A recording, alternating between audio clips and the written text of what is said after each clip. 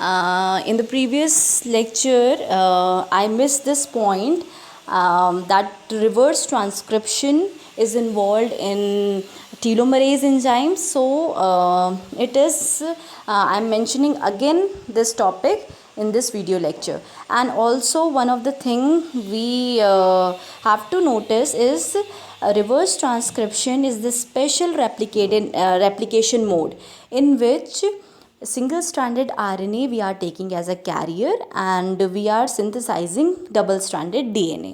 मतलब हम इसमें क्या कर रहे हैं कि सिंगल स्ट्रैंडेड आरएनए को लेकर हम डबल स्ट्रैंडेड डीएनए नहीं ले रहे हैं और क्या बना रहे हैं, सिंगल स्ट्रैंडेड डीएनए. ठीक है, क्योंकि ये रिवर्स प्रोसेस है ट्रांसक्रिप्शन की. ट्रांसक्रिप्शन में क्या होता है कि डीएनए से हम आरएनए बनाते हैं, यहाँ पे हम आरएनए से डीएनए बना रहे हैं. ठीक है, और रेप्लिकेशन का रिवर्स क्यों है, क्योंकि हम डबल स्ट्रैंडेड डीएनए से सिंगल स्ट्रैंडेड डीएनए फॉर्म कर रहे थे, इसलिए इसको रिवर्स बोला गया है ट्रांसक्रिप्शन का, और स्पेशल मोड बोला गया है रेप्लिकेशन का, क्योंकि सिंगल स्ट्रैंडेड आरएनए से हम क्या बना रहे हैं, डीएनए फॉर्म कर रहे हैं. ठीक है, तो ये नॉर्मल जो प्रोसेस है उससे अलग है. इंफॉर्मेशन फ़्लो जो है इसका, ये आरएनए से डीएनए है. और इसमें ये दिखा रखा है डायग्रामेटिकली कि जो आरएनए का जीनोम होता है, फॉर एग्ज़ाम्पल रेट्रोवायरस का केस लिया है, तो ये होस्ट सेल जो है इसमें जब एंटर करता है, ठीक है, रेट्रोवायरस ने एंटर किया, तो रिवर्स ट्रांसक्रिप्शन प्रोसेस के थ्रू ही वो क्या करता है, वायरल डीएनए इंटीग्रेट कर देता है न्यूक्लियस में, होस्ट सेल के न्यूक्लियस में, और वहाँ पे फिर रिवर्स ट्रांसक्रिप्शन प्रोसेस स्टार्ट होती है as using single stranded RNA as a template and synthesizing DNA. ठीक है, रिवर्स ट्रांसक्रिप्शन में हम टेम्पलेट सिंगल स्ट्रैंडेड आरएनए ले रहे हैं, डबल स्ट्रैंडेड डीएनए को सिंथेसाइज कर रहे हैं. ये ओवरऑल प्रोसेस है. अब जब भी आपके माइंड में या आपसे कोई पूछे कि स्पेशल मोड ऑफ रेप्लिकेशन क्या है, तो आपके माइंड में आना चाहिए रिवर्स ट्रांसक्रिप्शन. ठीक है, जिसमें हम रिवर्स कर रहे हैं जस्ट नॉर्मल प्रोसेस से, सिंगल स्ट्रैंडेड आरएनए ले रहे हैं और सिंथेसाइज कर रहे हैं double stranded DNA.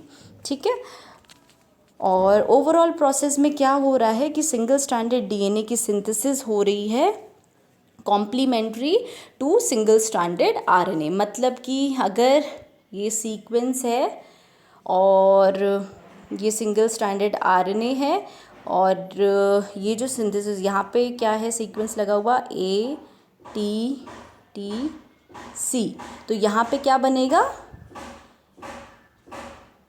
T A, it's getting complicated.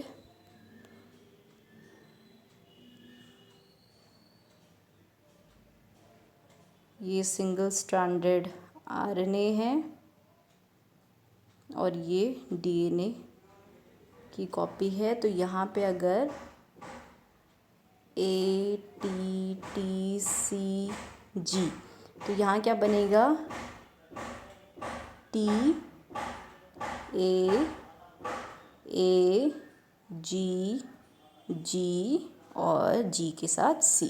तो इट मीन्स कि they are complementary to each other. जो सिंगल स्ट्रैंडेड आरएनए को जो हम ले रहे हैं एज अ टेम्पलेट, तो उसका कॉम्प्लीमेंट्री बनेगा सिंगल स्ट्रैंडेड डीएनए. ठीक है, ये होगी इसकी सिंथेसिस होगी फर्स्टली. उसके बाद जो सिंगल स्ट्रैंडेड आरएनए फॉर्म होगा, सिंगल स्ट्रैंडेड जो आरएनए बना था ये, और ये सिंगल स्ट्रैंडेड डीएनए, तो ये क्योंकि डीएनए आरएनए डीएनए डुप्लेक्स है. ठीक है, आरएनए डीएनए डुप्लेक्स है, मतलब हाइब्रिड है. तो फिर क्या करेंगे, होता है कि सिंगल स्ट्रैंडेड आरएनए की हाइड्रोलिसिस हो जाती है, ये निकल जाता है बाहर. किसके थ्रू, रिवर्स ट्रांसक्रिप्टेज एंजाइम के थ्रू, आरएनएज एक्टिविटी के थ्रू क्या हो जाता है, सिंगल स्ट्रैंडेड डीएनए बाहर निकल जाता है और आरएनए जो है वो हाइड्रोलाइज हो जाता है.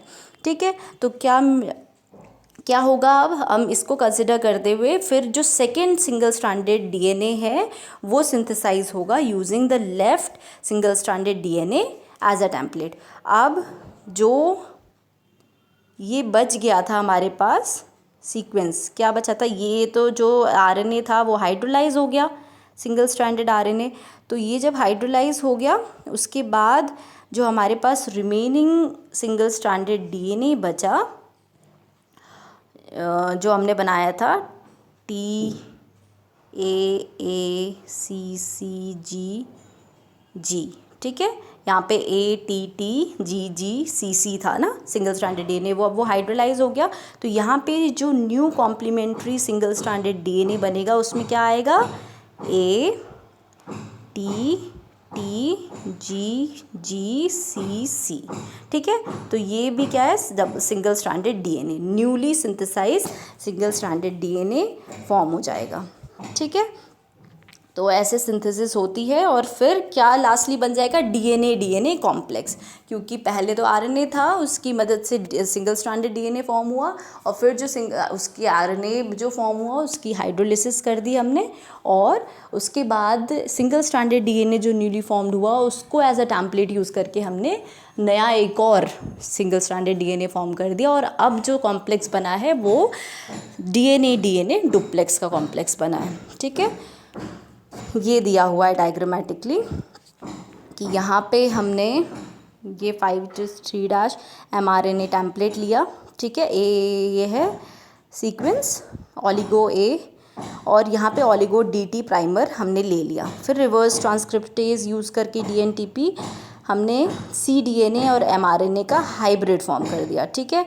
ये जो है ये RNA है ब्लू कलर का और रेड कलर का है DNA, ठीक है। उसके बाद क्या हुआ, हेयर पिन फॉर्म्स हो गया और एक्ट एज अ प्राइमर। फिर क्या हुआ, हाइड्रोलिसिस हमने एल्कलाइडाइजेशन किसका कर दिया, mRNA का, जो ब्लू कलर का mRNA है वो देखो आप हाइड्रोलाइज हो गया। दूसरे यहाँ पे रेड कलर का हमें ये सिंगल स्ट्रैंडेड DNA दिख रहा है।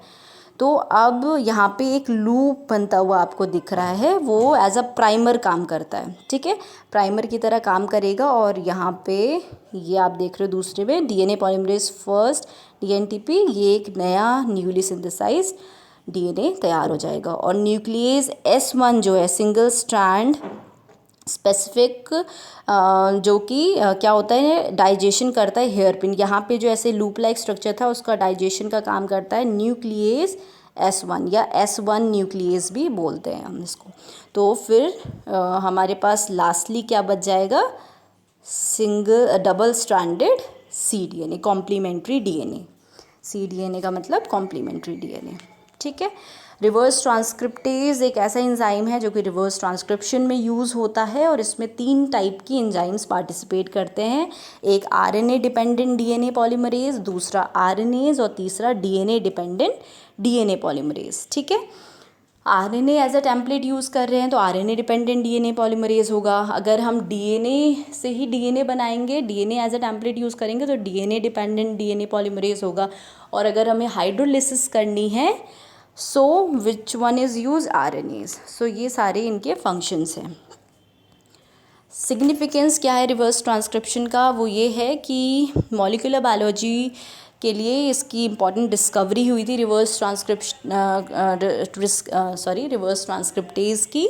और RNA क्योंकि एक की रोल प्ले करता है DNA की तरह जेनेटिक इंफॉर्मेशन ट्रांसफ़र में और जीन एक्सप्रेशन प्रोसेस में। और RNA जो है एक ऐसा मॉलिक्यूल है जो कि पहले बना था DNA से, इवोल्यूशन की बात करें। और ये एक सप्लीमेंट्री है सेंट्रल डॉगमा, ये जो लिखा हुआ है इट इज़ सेंट्रल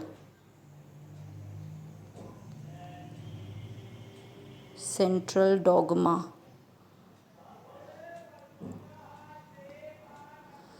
ठीक है। ये जो आधा कट हो गया है इसकी मैं बात कर रही हूँ। और डिस्कवरी जो है वो जो है इसकी cancer causing theory of viruses को डिस्क्राइब करती है। इसको हमें समझाने में बहुत हेल्पफुल होती है इसका प्रोसेस। और कैंसर जीन्स जो है रिवर्स ट्रांसक्रिप्टेज वायरस में और HIV having RT function, reverse transcripted function. Reverse transcriptase जो है एक इम्पॉर्टेंट टूल बन गया है मॉलिक्यूलर बायोलॉजी में to select the target gene. Target gene को सेलेक्ट करने के लिए ये बहुत ही इम्पॉर्टेंट है। एक और रेप्लिकेशन का प्रोसेस जो है स्पेशल, ये हमने 2 टाइप के स्पेशल रेप्लिकेशन प्रोसेस देखे।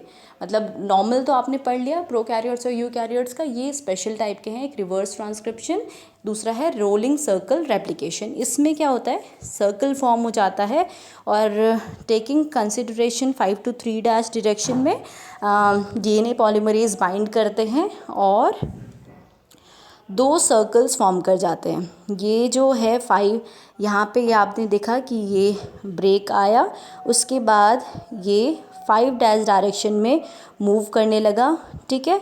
ये देखो ये मूवमेंट हो रहा है और उसके बाद 2 जो हैं वो सर्कल फॉर्म हो रहे हैं रेप्लिकेशन फॉर्क के। तो ये ओवरऑल एक और प्रोसेस है, special type of replication process है जो देखने को मिलती है।